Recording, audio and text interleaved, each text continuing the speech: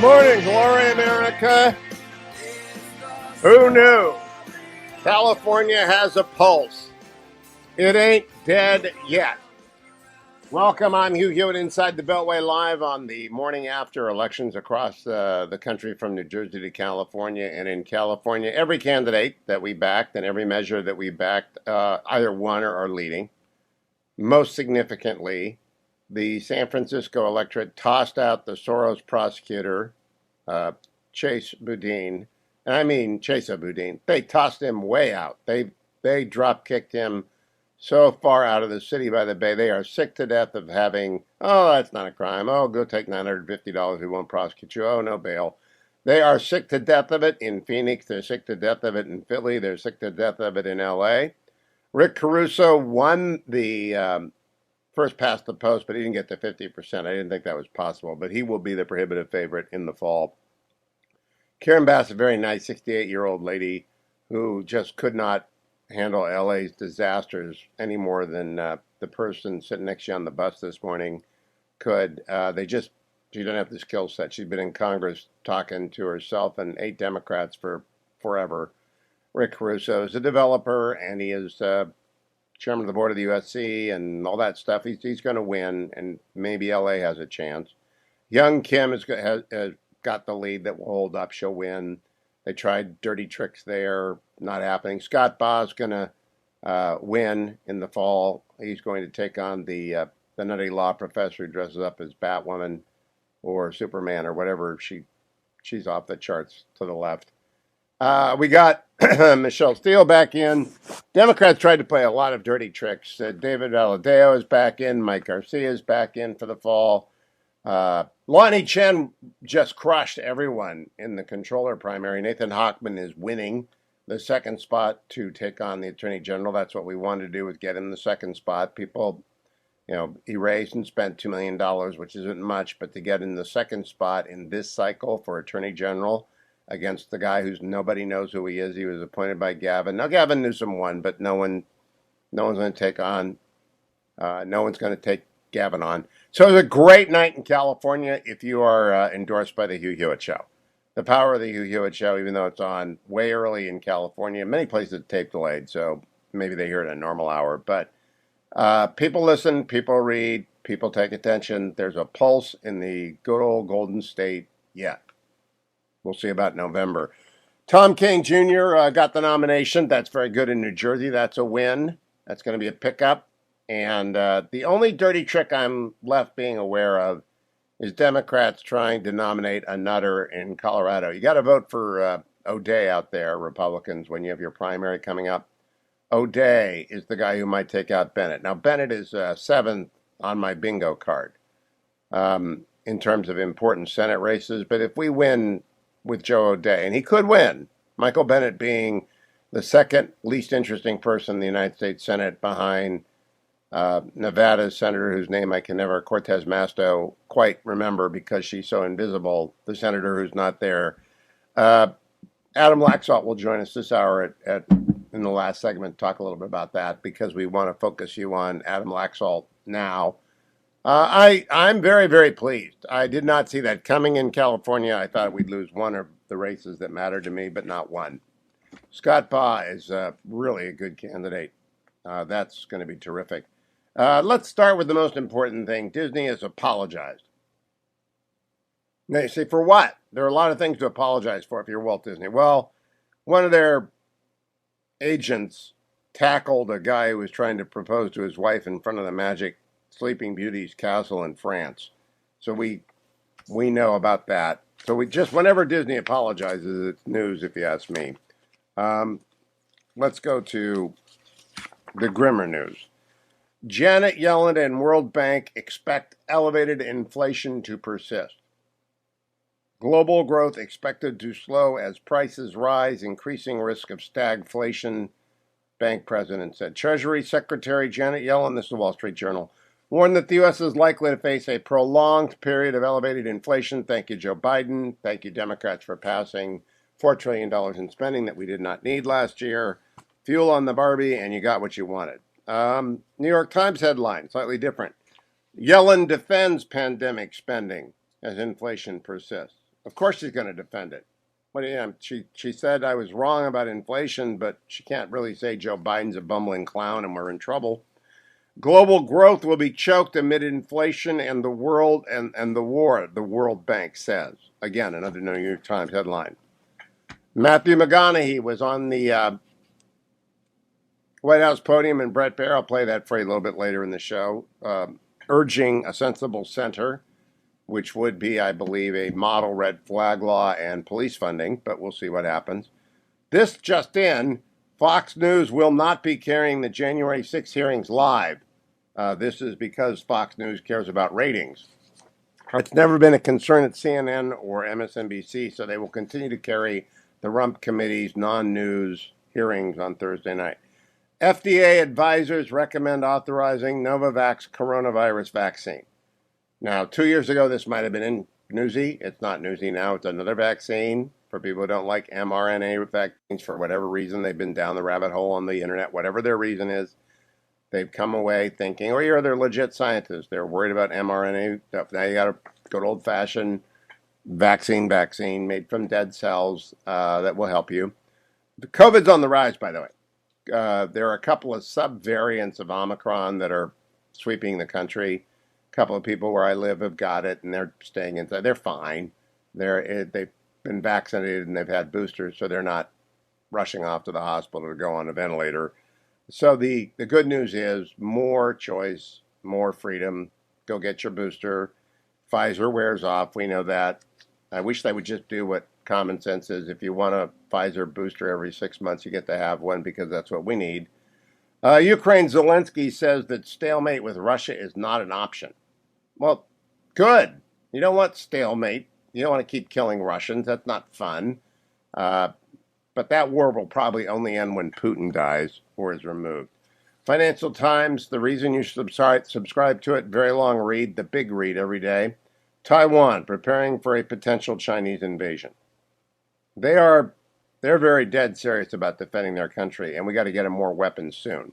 Would somebody tell Bumbling Joe that Taiwan needs some weapons? Mr. Magoo as president is just such a bad look. Another coalition blow in second Knesset loss. The non-government government of Israel couldn't even get someone confirmed yesterday on a 55 to 55 vote. And so that's led Gideon Sa'ar, who is the justice minister, and a member of the patched together coalition, said, look, we may be on our last legs. We're going to try one more time to pass the West Bank law that we need. But let's be honest, this isn't going well. And then finally, from the New York Times, with dim prospects for holding power, Boris Johnson soldiers on. The fallout of almost losing a no confidence vote in the Committee of 1922, which is when all the conservative members of Parliament get together. It's like being Russell Crowe at the end of Gladiator. I mean, you're standing up, but you've been cut, and you're bleeding out. And you start walking in the fields and seeing your wife and child. It's that kind of thing for Boris Johnson.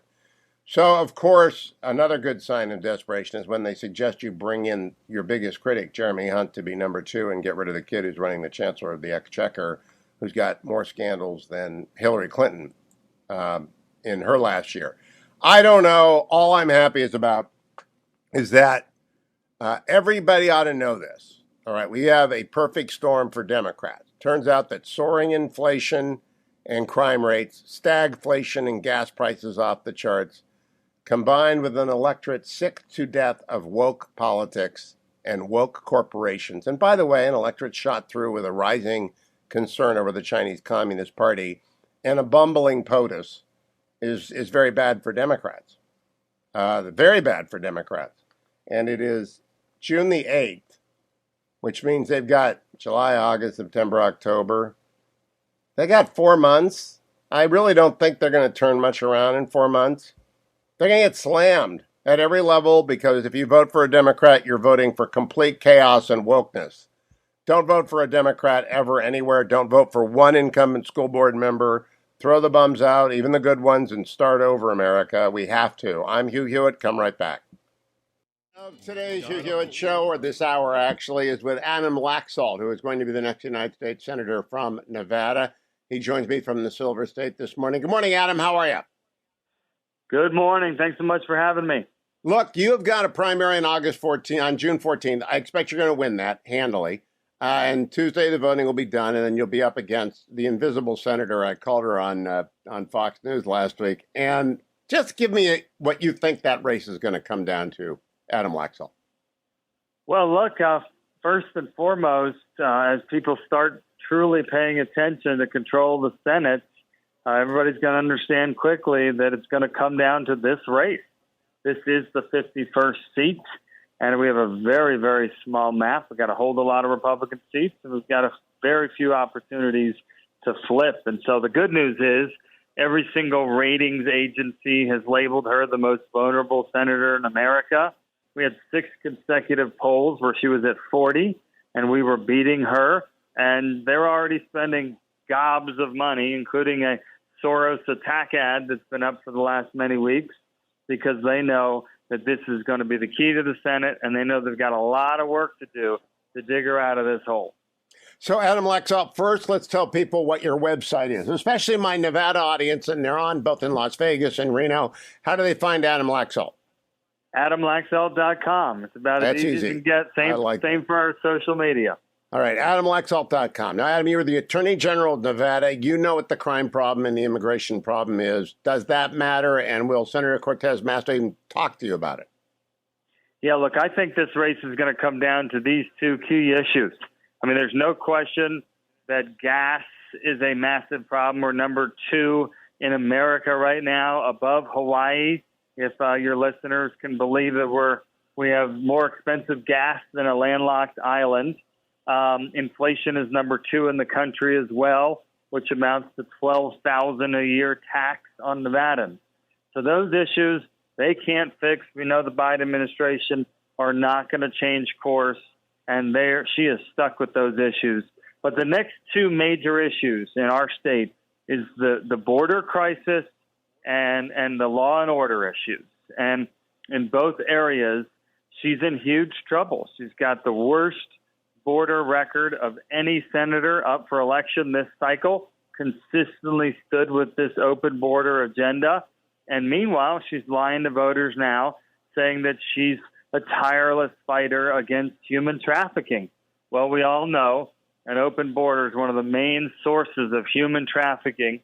And if she cared about our state, she would about face on that in order to reduce that terrible, terrible crime against children and adults that are being smuggled across the border. So we've got that going on. And, the other big clash is over the overall view of law enforcement. I'm the former top cop of this state.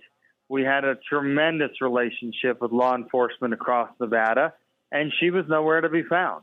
And despite the fact that because she was a former AG, she was able to receive a bunch of law enforcement endorsements in her first Senate race in 2016.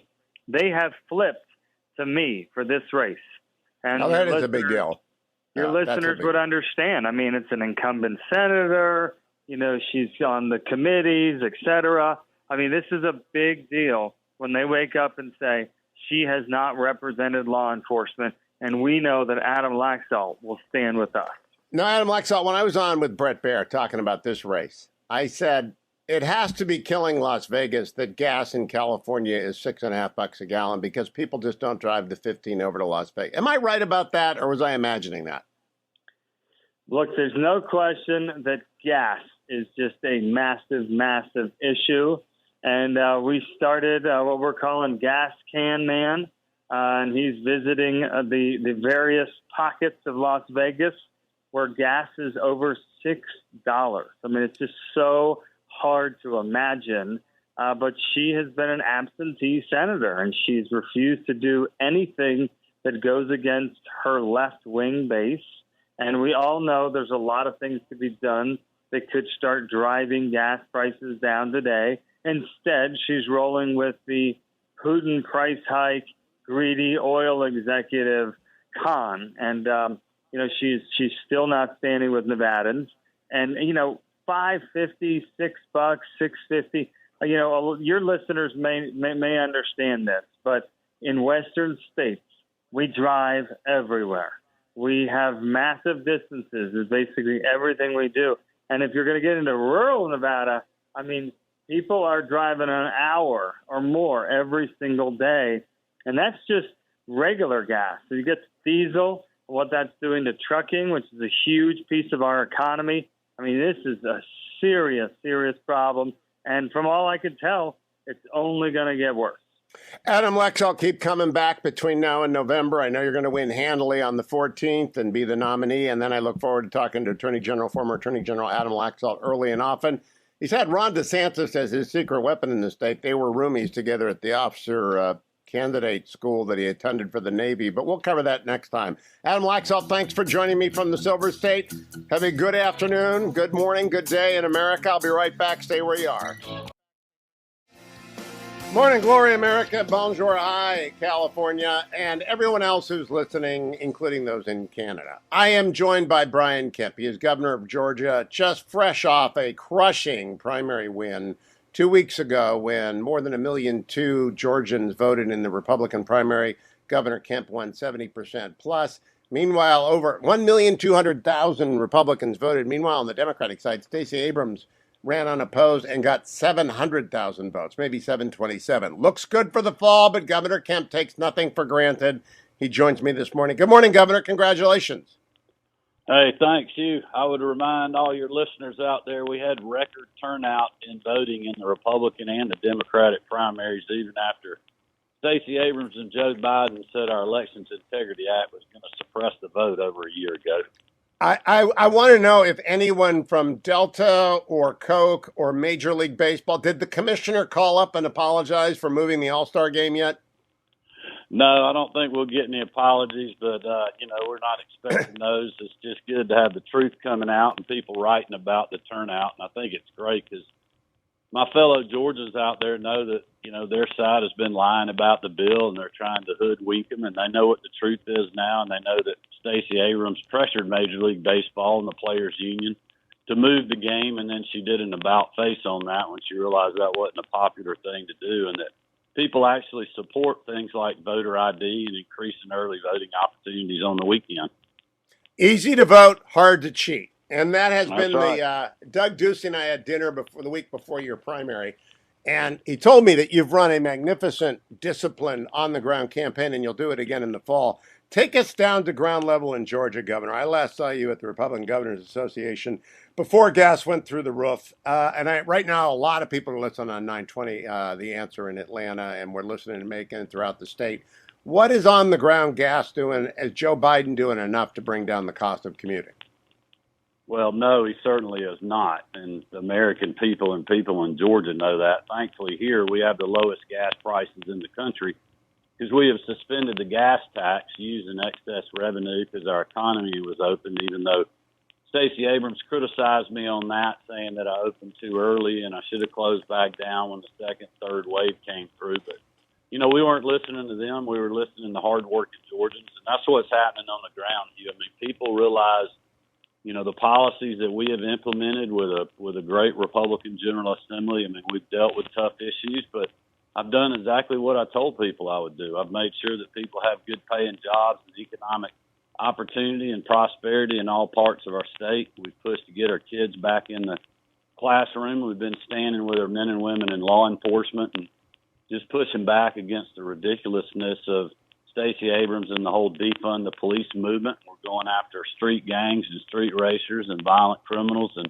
people around the state know that. And they just want a leader that's going to be truthful with them and do what they said they were going to do. And I think the longer the campaign went and the more people really started to focus on those issues, but also look at things that we addressed. I mean, there's no secret that we had issues in the 2020 election. A lot of those things brought on by pandemic policies, and we addressed those with the Elections Integrity Act well over a year ago because we want it to be, like you said, easy to vote, hard to cheat. And that's really what resonated with people. Our momentum was incredible going into the primary, and it's been incredible ever since. And, but we got to keep doing it. It's a long way to November, and we're working hard every day. We know this will be a nationalized race, the Democrats and the money from Hollywood and New York and all over the country are going to flood in here again. And that's why we need your listeners to help us. We need everybody in this fight to make sure that Stacey Abrams is not going to be our governor, but also to end her road to the White House. As you know, she wants to run for president. I do, and we got to get Herschel elected as well. Governor, Salem Media was one of the producers of 2,000 Mules, and it focused a lot on the Zuckerberg boxes, drop boxes. I hate these things. I hate boxes away from supervision. I run past one in California whenever I'm there. I just don't like them. Did your law do anything about unsupervised drop boxes?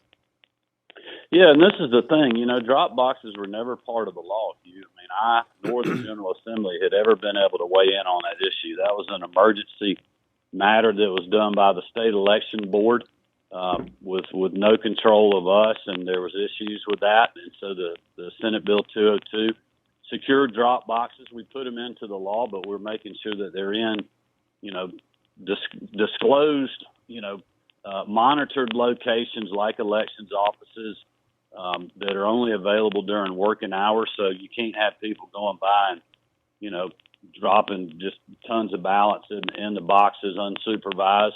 And, we addressed that along with a lot of other issues that we saw, mainly with the signature match process that, worked well when I was Secretary of State because you had 5 to 10% of the people voting that way. But in the pandemic, you had 35 to 40%, and it overwhelmed the counties. It made the process less or more arbitrary.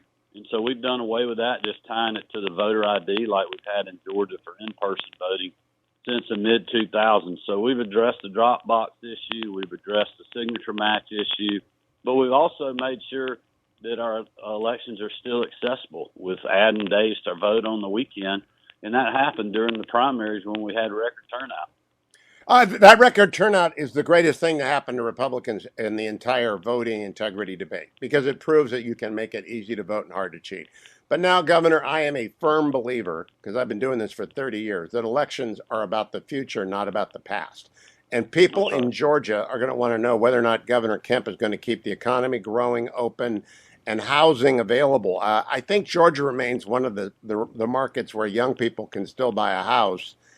Even though interest rates are going up. Tell me about the future of Georgia's economy, because that's what this election is going to be about.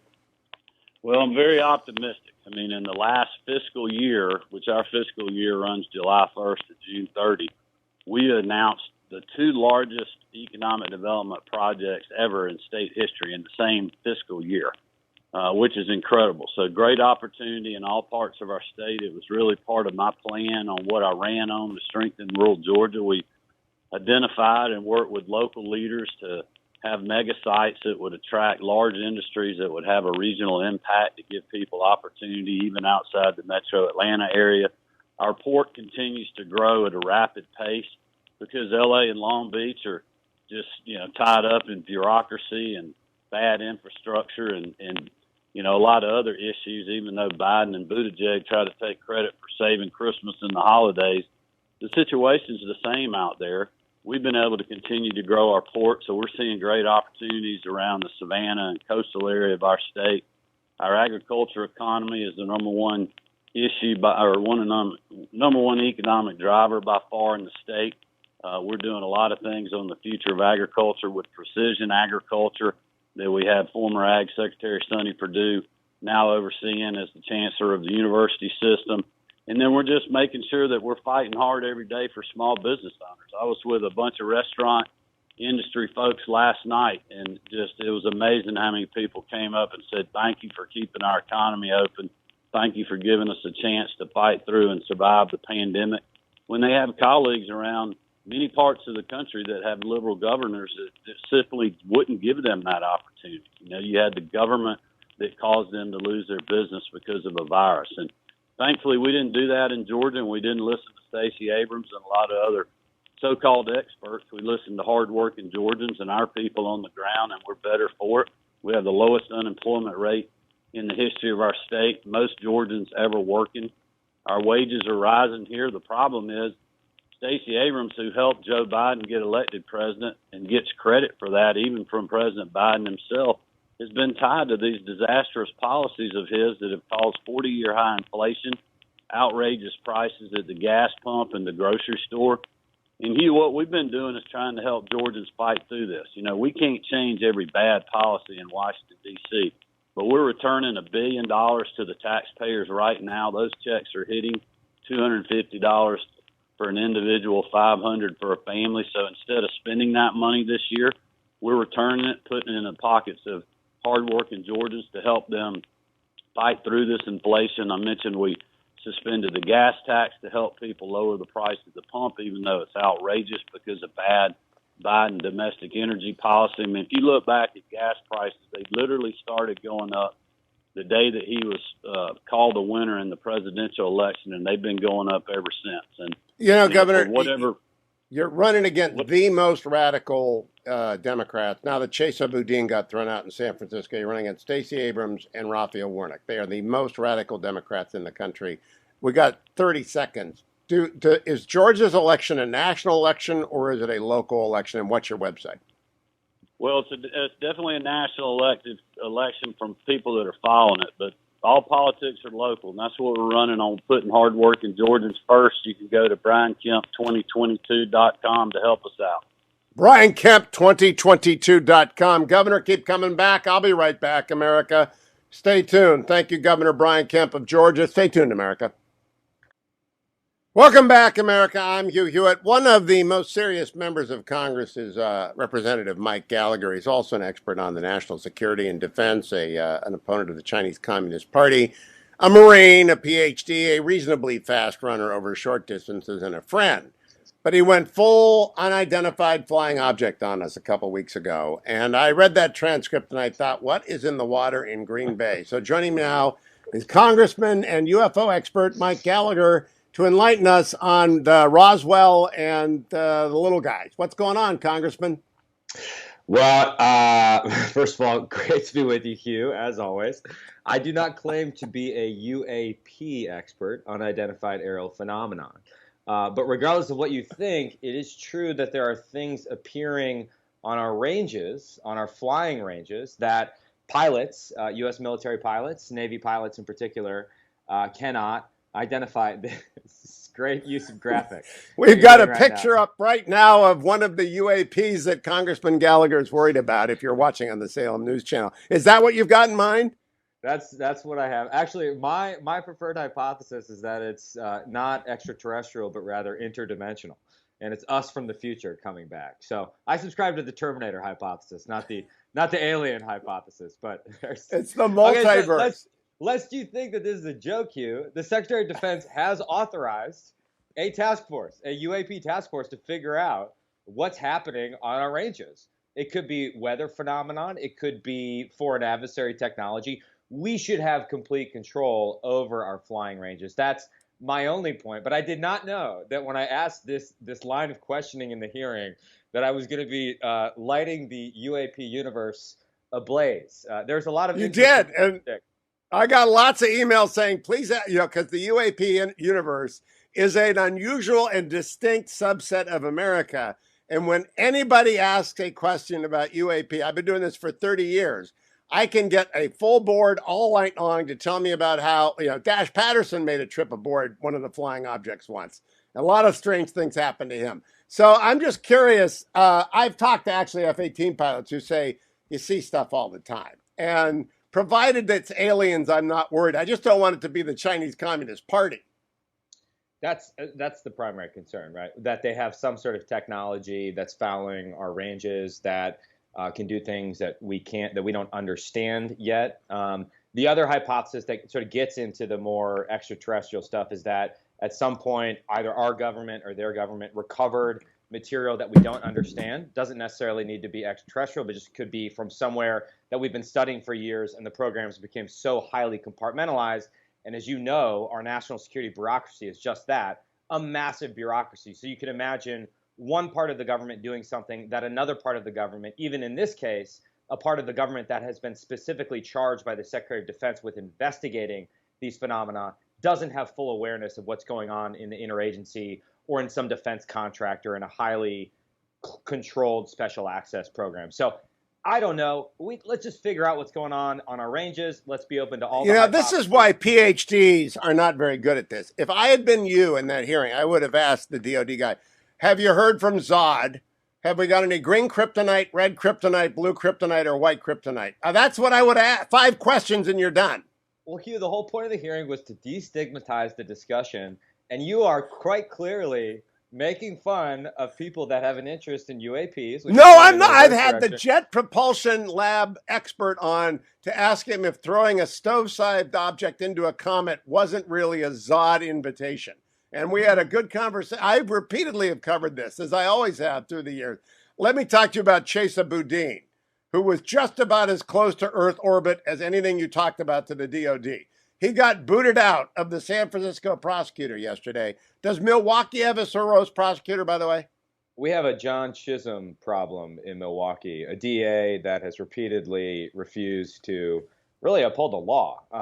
And I think this is what people are waking up to across America, that it's not just the movement by the left to attack law enforcement, to defund the police. It's also a proactive movement by the left to fund very progressive and soft on crime DAs around the country. And that is absolutely related, in my opinion, to the violent crime surge that we've seen. In fact, we saw in the tragedy in Waukesha, where a guy mowed down people that were at a Christmas parade, had been in jail before, was on the radar of officials, and had been let out. And so I think this is something that we need to, if we are now realizing after the 2020 election that we need to prioritize local election school board, let's put scrutiny of DA races, let's put scrutiny of everything that touches the criminal justice system on that list. This is a massive wake-up call for conservatives. And I will say, though I haven't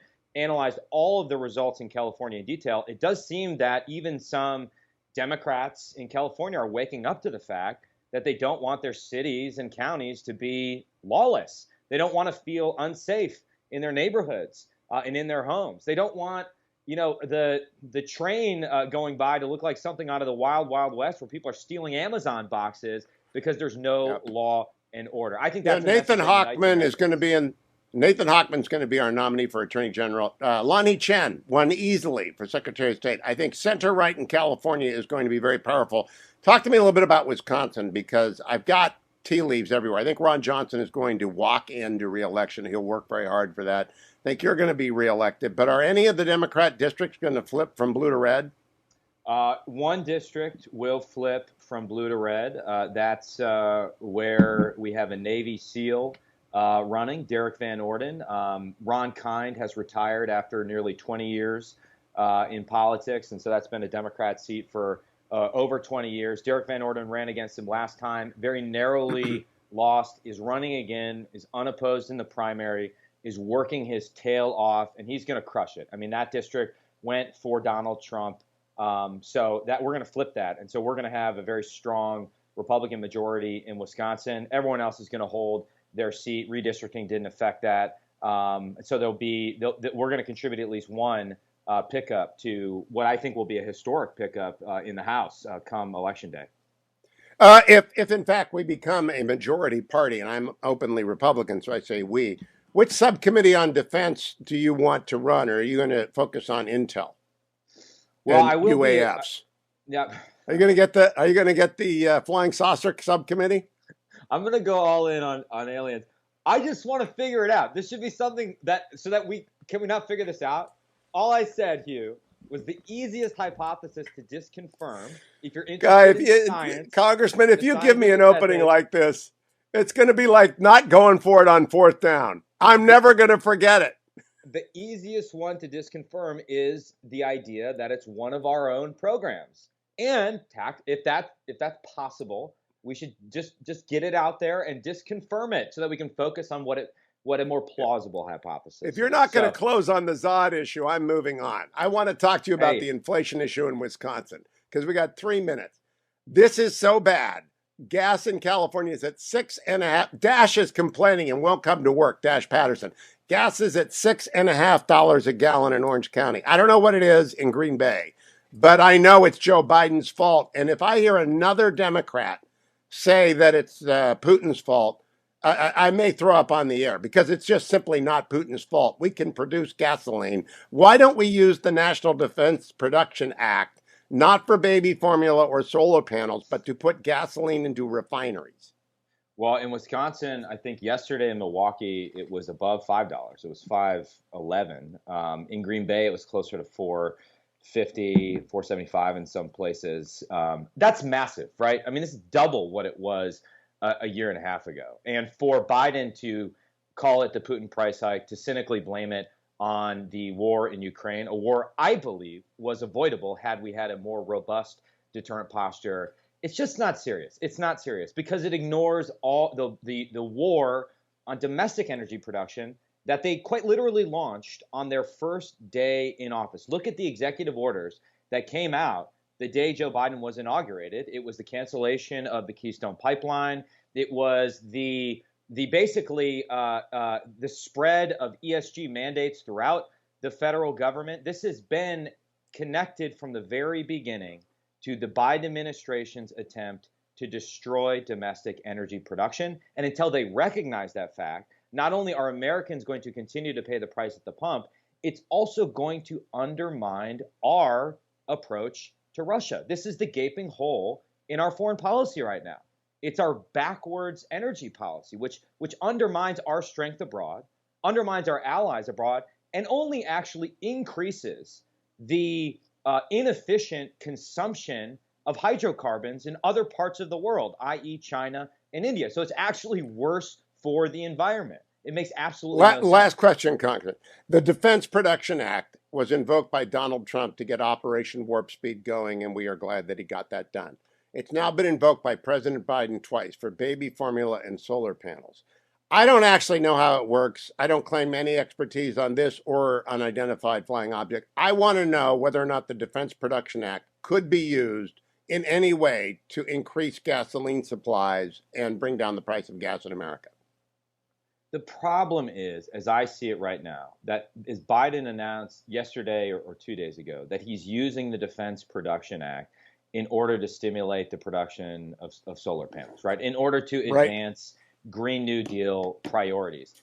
That's an abuse of the Defense Production Act. They're using, in effect, emergency powers, as we knew they would, which is part of the reason I oppose the abuse of emergency powers under a Republican administration. They're basically saying we have a climate emergency, and therefore I'm going to abuse executive authority in order to pick winners and losers in the domestic energy market and further this transition away from fossil fuels. That, in my opinion, is abuse of the Defense Production Act. That being said, the Defense Production Act was used productively in some cases during the pandemic, but it has to be focused on something that's a legitimate national security concern, not something that's on the progressive wish list right now. But gasoline is. Oil and gas are legitimate national security issues. I just don't know if it would do anything.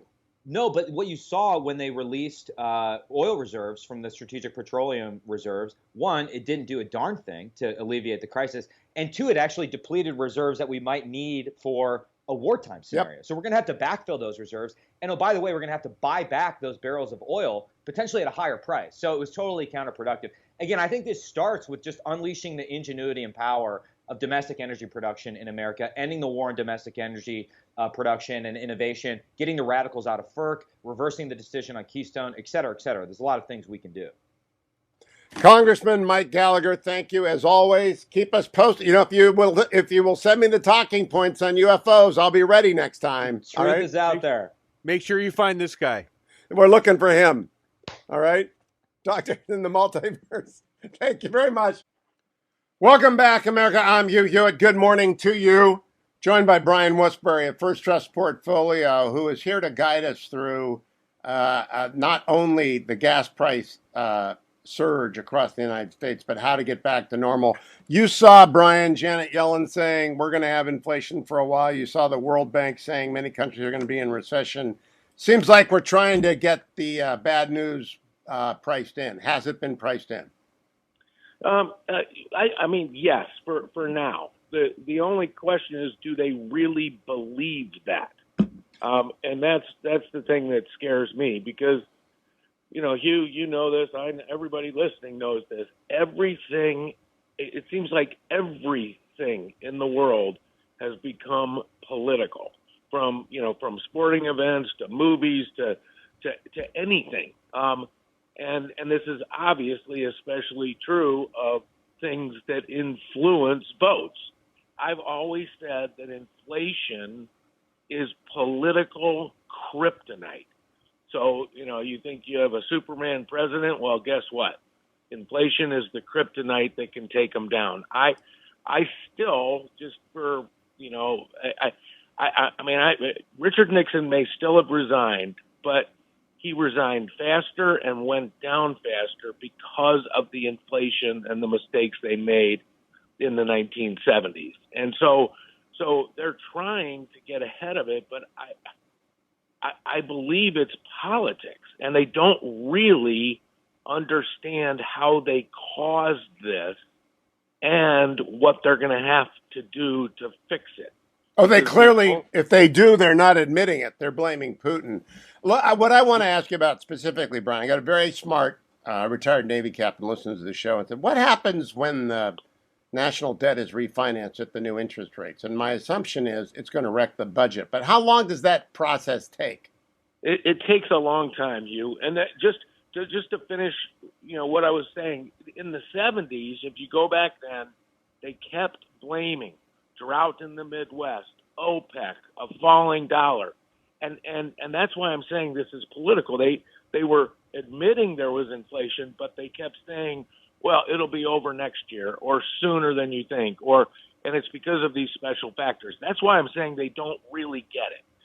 In the 70s, it went on and on and on because we weren't willing. We didn't have a Paul Volcker and a Ronald Reagan in charge and strong enough to take the medicine, So that's where I was going. And then if we really look at how all of this is going to play out, raising rates isn't going to do it. We have to slow down money supply growth. And when we slow down money supply growth, it's going to slow down the economy. And then at the same time, you have to raise interest rates. So our average maturity for the bonds outstanding is about 5 years. But remember, there's a lot of bonds that are 10 years out or 20 or 30. So they won't be affected right away. We're still paying low rates on that debt. Right now, we're using 1.5% of our economy every year to pay for our debt. That's 98.5% of what we produce, we keep. The other 1.5% we use to pay the debt. In the 80s and 90s, that was 3%. And we still believe it's going to take 5 or 6 years to get back to that kind of level. And we were able to grow in the 80s and 90s, even using twice as much of our GDP to finance the debt. I hope that made sense. Yeah, it does. But do you think we've got that kind of GDP growth potential for any, a lot of our technology breakthroughs are now in our productivity numbers, except perhaps for supercomputing and AI. I'm just not sure. Are you an optimist on technology powering productivity again? Yeah, well, so there's a long term, which is exactly what you just said. I actually look at things like Starlink, this low orbit satellite system that's going up. Elon Musk happens to be doing it. Jeff Bezos is also trying to put one up. This is going to put high speed Wi-Fi anywhere in the world. That's incredible. That's as powerful, or maybe even more powerful, than when we got the cell phone, because now you can use a cell phone almost anywhere in the world. Once these systems get up, all right, I'm talking middle of the ocean, okay? And then you marry in benign AI.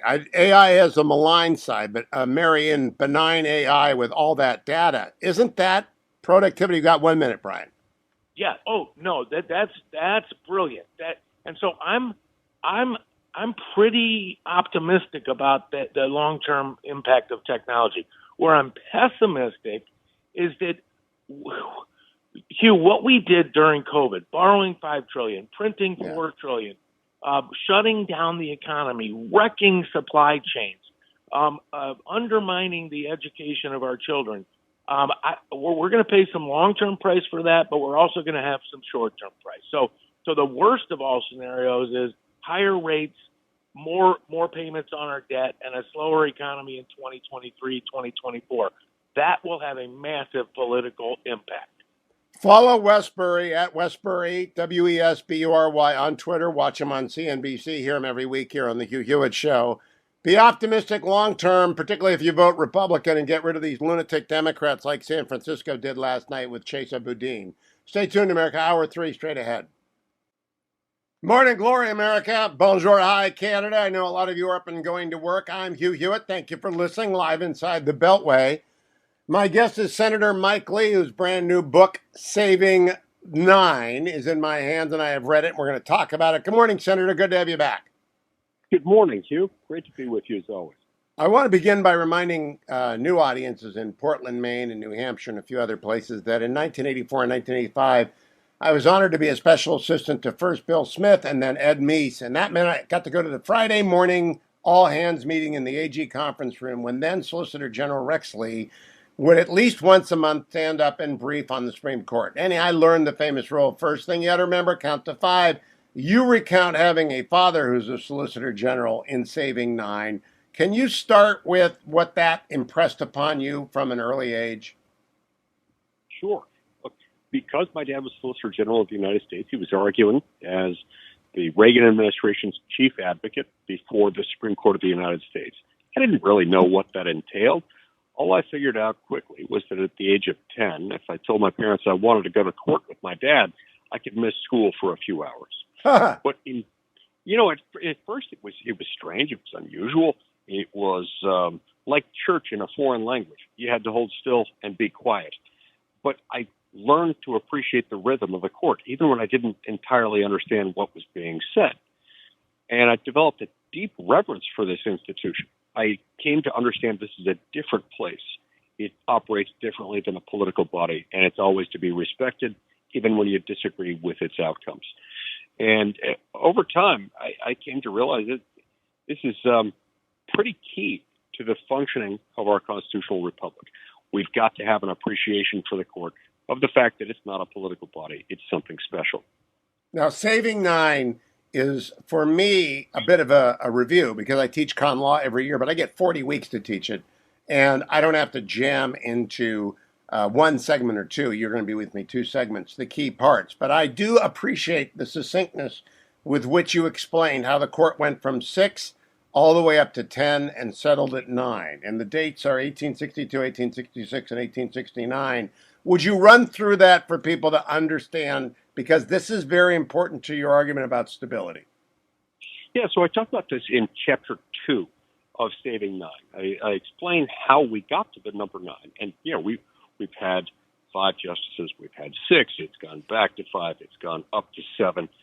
And this most recent wave occurred in 1862, 1863, and finally by 1869, we had gone from 7 to 8 to 9 to 10. We finally went back to 9 in 1869. And so for more than a century and a half, more than 150 years, the number 9 has persisted and it's worked.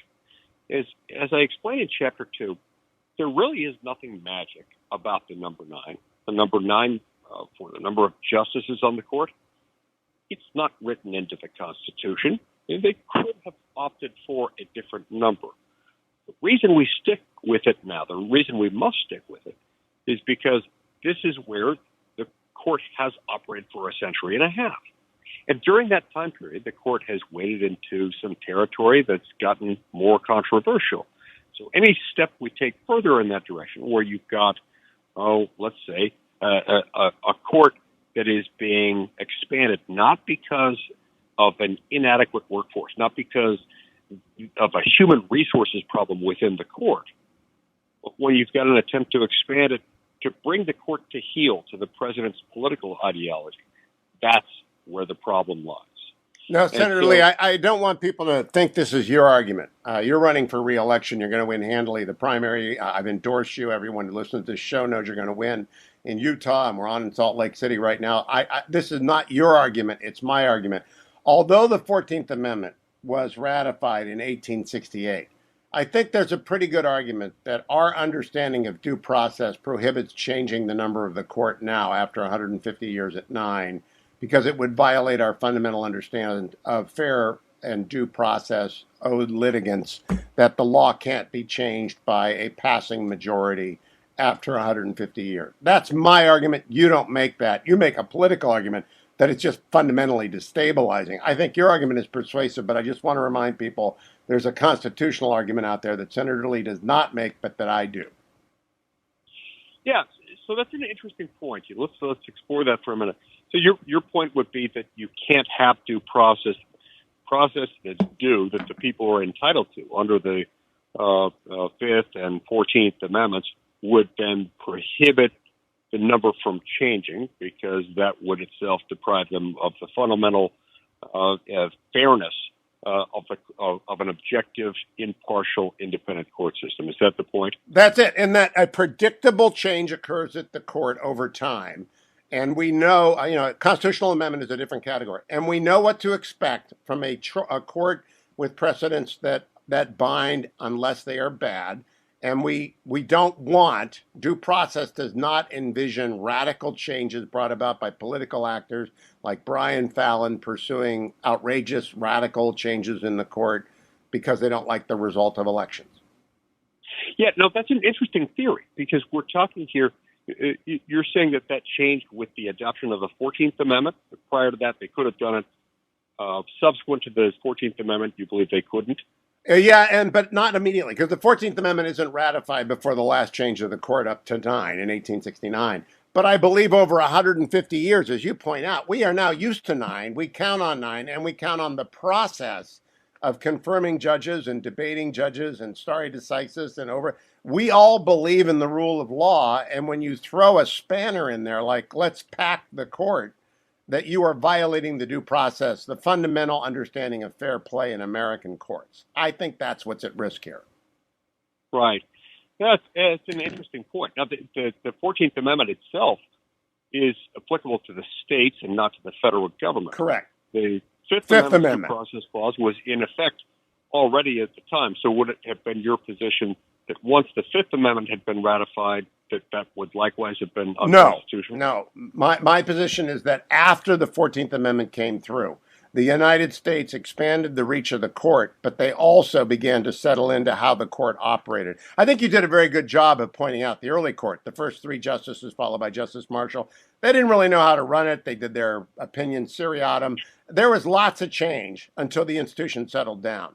But after the upheaval of the Civil War and the 14th Amendment, the country settled into an understanding of federalism and what the 14th Amendment was that was marred by Jim Crow, that had to be reversed in Brown v. Board, but that generally we have understood for more than 150 years. The court stands for the rule of law that changes only in the constitutional amendment or very slowly as the court changes, not radically by political action.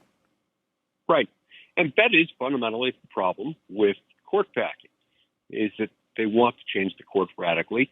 They want to change it not organically in the way that it's supposed to change, meaning when someone dies or resigns or, heaven forbid, someone is impeached and removed from the court, then there's a vacancy. Once that vacancy happens, then the incumbent president has the opportunity to nominate a replacement. And if and when Congress the Senate, rather, is able to or inclined to confirm that nominee, then the change happens. But without those ingredients, you're not supposed to have change within the court's composition, and so you don't. And when the court goes radical, as Dred Scott went radical, in 1863, Lincoln declares a new birth of freedom. In 1868, we passed the 14th. 1868, we ratify the 14th Amendment. We start over as a country healed of our original sin, and that is the Supreme Court is at the center of that. And I really appreciate Saving 9, Senator Lee, because you're making an argument with some pretty radical people, and they just showed up and they took over the Democratic Party. And I don't care if they got 6 Harvard law professors as opposed to 2 aging and out of touch law professors. To agree with Brian Fallon, they are proposing fundamentally destabilizing the United States. And you make that argument very well in Saving 9. Well, thank you. And I go out of my way to point out that this has been overwhelming consensus within the United States. Left, right, center, libertarian, socialist, everyone for our lifetimes, basically the entirety of the time you and I have been alive, it has been bipartisan consensus in this country that court packing is bad. And all of a sudden, look, 2.5 years ago, I would never have dreamed that this would become a mainstream idea again, or that it would be something that somebody could bring up and be taken credibly. But as I explained in Saving Nine, started worrying about this during that first presidential debate between Joe Biden and Donald Trump, when it was brought up. And Joe Biden wouldn't answer. Denied. We're going to come right back with Senator Mike Lee, who's going to win re-election in Utah. So he's got another 6 years ahead of him in the United States Senate, fighting against, very effectively from his perch on the Judiciary Committee, packing the court and destroying fundamental fair due process. That's what it means. Stay tuned, America. Mike Lee will be right back on the Hugh Hewitt Show. Welcome back, America. I'm Hugh Hewitt. Senator Mike Lee is my guest. His brand new book, Saving Nine, is in my hands. I've read it over the last 3 days. It is a great summary for a layman on what is going on about packing the Supreme Court. And there are names in here like Brian Fallon and Paige Herwig, which you need to know about. But more importantly, and I just want to give you the floor for 4 minutes, Senator, this movement is run by the hard left. It's financed by the hard left. And Justice Alito and his question in Citizens United opened the door to the hard left's dark money. But when Sheldon Whitehouse starts talking about dark money and doesn't bring up the hard left trying to buy the court via court packing, it drives me crazy. How do you talk to someone like Sheldon Whitehouse when the hypocrisy is so sky high in the room? Well, it's one thing for him to leave out serious vulnerabilities on his side of the aisle.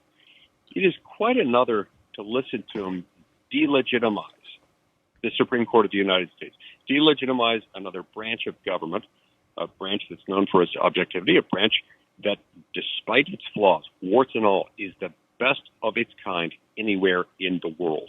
In history. It's very hard to in listen history. To. Yep. In history. And, frankly, Hugh, it's one of the things that has given the United States of America its strength. The fact that we've got an independent judiciary, the fact that it protects the rights of the individual, the fact that it really is willing to stand up to power and able to do that because of our constitutional structure. To hear a lawyer, an attorney, counselor, and officer of the court, which he is, stand up and delegitimize the court is something very foreign to me. And frankly, it's anathema to our constitutional form of government. And it's one of the reasons why I decided to write Saving Nine, is because I saw so many of my colleagues start to try to delegitimize the court. This is a precursor. This is what they do before they start to pack it. That's Saving Nine is when I decided to write this. I knew I had to do it. Saving Nine is available in bookstores at Amazon. I have tweeted out Saving Nine. Don't forget Saving Nine. Go and get it. Mike Lee has got to run for office, so he can't really go out on a book tour, but I can tell people to get Saving Nine. I just want to know if you agree with me. You and I will go to our rewards. And 100 years from now, if the Supreme Court is not at 9, the Republic will have failed. I believe that because the rule of law is so closely intertwined with stability, predictability, and the functioning of the court that if you take away that pillar, I just want to know if any Democrats that talk to you sidebar understand that. I think they do. I think a number of them do understand it and do respect it. But here's what worries me, Hugh, and as I describe in chapters 7 and 8 of Saving Nine, it's of deep concern that when Franklin D. Roosevelt's court packing plan was moving through Congress, you had Democrats who were openly doubtful of it. Yes. You had Democrats who were coming out in opposition to it. You don't have that today. And while I believe that not every Democrat feels that way today, not every Democrat supports the idea of packing, and some of them see the risk to it. You're not hearing it. You're not hearing it from them. They're not expressing doubt, and that really, really worries me. Because you're right. You're right. You're absolutely right. Chesa Boudin got tossed out in San Francisco last night. That is a rejection of the progressive left, but the rest of the Democratic Party are cowards on this issue. They need to stand up for the court. Right. Exactly. And the reason I felt so compelled to write Saving Nine is that without this 9-member court and the objectivity and independence of the court, this thing is all over. And as I explained in Saving Nine, this is not, if at any moment the Democrats in the Senate decided to nuke the filibuster, which literally could happen at any moment, if Manchin and Sinema changed their minds about nuking it, even just for this one instance, this is an action that they could take that could pull up the linchpin in the Constitution, the keystone, the cornerstone. The whole thing collapses without the independence of the judiciary, something they could do by statute. That should worry every one of us. Amen. Mike Lee, thank you for writing Saving Nine. Good luck in your primary and general election. I think you'll coast in both, but nevertheless, I appreciate your taking the time to write Saving Nine, because a layman's book has to be out there, written by a former Alito clerk, as Mike Lee is, son of a Solicitor General, son of the BYU Law School Dean, son of the BYU President. Mike Lee is one of the Judiciary Committee's most thoughtful conservatives and constitutionalists and originalists. Thank you, Mike Lee. Don't go anywhere, America. I'm coming right back on this Wednesday edition of the Hugh Hewitt Show.